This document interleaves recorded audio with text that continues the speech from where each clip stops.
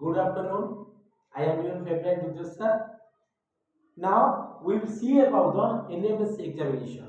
Now NMS examination is postponed and admit card download from January 15, 2026. एटा जो हमर English medium हो कि Odia medium जो गवर्नमेंट सेक्शन थिला से गवर्नमेंट पिला केवल देई परथिले किंतु जो प्रॉब्लम होची लैंग्वेज ओडिया देबे कि इंग्लिश देबे इंग्लिश मीडियम पिला ओडिया तो देई परिबेनी से माने गोटे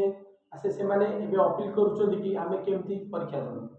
जदि ओडिया क्वेश्चन से आमे तो बुझी परिबो तो सेटा बड़ प्रॉब्लम जोथबे कि एबे से विषय आलोचना चलची से पोस्टपोन हेची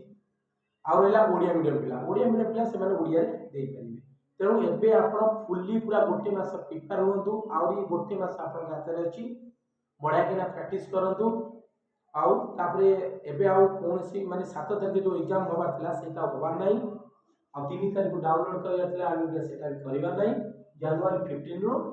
नो एडमिट कार्ड डाउनलोड हबो आपण प्रैक्टिस करंतु आ गोटे मास आपण हाथ रे अछि थैंक यू।